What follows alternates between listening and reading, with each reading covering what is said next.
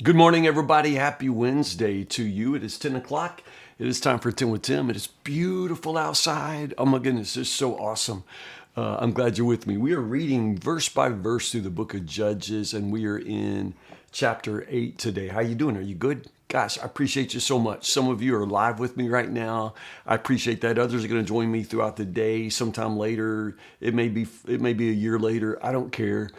The fact that you're with me, the fact that you would choose to read the Bible with me and to share these 10 minutes, I just think it's a great gift to me, and I appreciate your faithfulness so much. So yesterday we finished up the story, the first part of the story of Gideon, where he had this amazing victory over the Midianites with the 300 men and all of that. It was great, right? It was great. In the book of Judges, after that, you'd expect the very next thing, like what you want to hear is, and then after that, the Israelites had 40 years, 60 years, 30 years of peace. That's what we want to hear, right? But with Gideon, that ain't what we get. Gideon is going to surprise you. Two things here. First off, we do not hear immediately that they had years of peace because the story kind of ambles on. So that's one of the things that's different about Gideon's judgeship. You don't get that, at least not right away. We get two more chapters of, unfortunate, follow-up. And then the second part here is that the people literally actually backslide. I mean, remember that it was already different because they didn't really fully repent when God rose up, Gideon. They only halfway repented, and so they're only half in this now, and so they're also half out. So they backslide during his reign, and then his reign itself, Gideon is I know, I said at the beginning, if this is the best they got, Gideon is going to not be great either. I mean, he's got a lot of flaws that you're going to begin to come out very quickly here in chapter 8. So let's go. First off, the people of Ephraim asked Gideon, well, why did you treat us this way? Why did you not send for us when you first went to fight the Midianites? Now, Ephraim is the largest, strongest, most powerful tribe. It is unlikely they would have listened to Gideon at the front end of this thing because he was a nobody from a nothing tribe with 300 men. It's very unlikely that the Ephraimites were going to follow Gideon. But now he's asked them on the tail end, hey, help us out here because he's already got this, big victory. And now he's probably in a position to ask for more. And Ephraim's like, well, why didn't you ask us earlier? I think the point is Ephraim is powerful. And at this point, they hate to get into it because they're not going to get any glory for the battle. It goes back exactly to what God said. If you got the power on your side, it's pretty easy to think that you deserve the credit. And the Ephraimites now don't want to get into it because they're not going to get any credit or glory for the victory.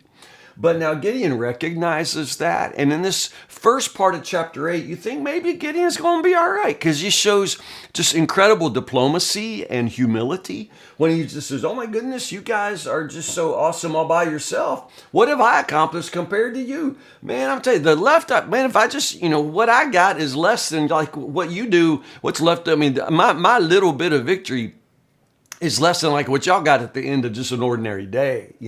We're nothing compared to y'all. God gave you victory over Oreb and Zeb, man, I tell you, I don't. So Gideon just kind of kisses up to him and it's very diplomatic and, oh my, y'all are so great. And so he kind of smooths it over and you think maybe maybe he's going to do okay. But the other side of that is probably he's still only got 300 men. And he don't want to get a fight with Ephraim. Last thing he needs is that. And so, anyway, it's probably just wisdom, shrewd leadership here. But if you thought that Gideon was going to make you proud, then you probably should have stopped reading at verse 3, because verses 4 through 9, you start to see the bad side of everybody. And so Gideon, man, he's exhausted. There's probably a good lesson here about perseverance because you know that Gideon and his 300 men are exhausted, but no rest. They continue to pursue the leftover Midianites across the country. They reach Sukkoth. Again, we're in God's territory. These are God's people here.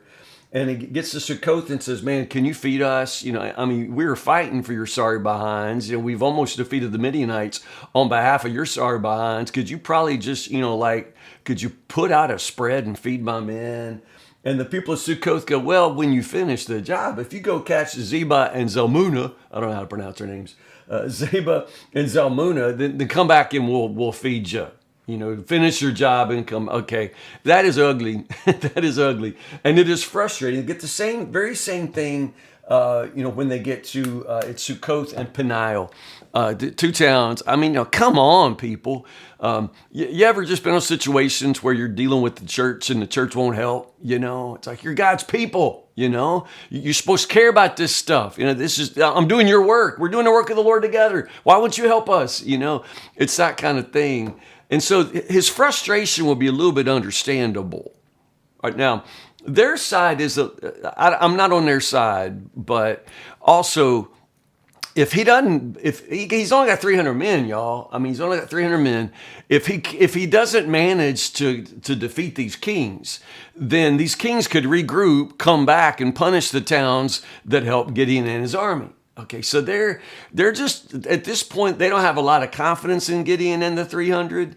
And I think he's like, you better just, you finish the job and come back, and then we'll come out on your side. It's that sort of thing. It's pretty complicated. But now Gideon at this point, I think he's forgotten the lesson of the 300, because he's beginning to kind of be in this for himself. And the fact that they don't show proper gratitude to him. I mean, he is fighting for their sorry behinds. He is. And they ought to be a little more thankful for what he's doing and all that. But then at the same time, Gideon now, he's off. He's off. You just don't get to say, man, I'm going to come back. I'm going to burn this place. I'm going to go kill these kings first. And I'm going to come back and kill all y'all. I'm going to tear you up.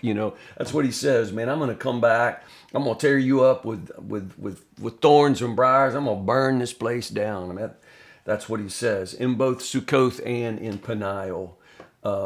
So you're just starting to get the idea that Gideon, a little bit of success has gone to his head. He's not taking well to those who aren't giving him the recognition and support that he feels like he is due. So I guess God knew Gideon pretty well early on when he's trying to keep Gideon from getting in that place where he thinks he did it all. Because as soon as he thinks he's in control, y'all, he is, he's a dangerous kind of man. And that's what we got now. So Gideon goes, he finishes the job. He gets the Midianite kings in front of him. And then now he's feeling really cocky. So now he gets an actual Israelite man from Sukkoth, and he makes him write down all the names of the 77 officials and leaders in Sukkoth, just because of what they said and what they did to him. Just stop right there. If you picked your average middle schooler, out of any school and told them, okay, write down 77 government officials, I promise you they couldn't name 7. So the education system in Gideon's day must have been better than today. Anyway, this kid managed to write down all 77 officials.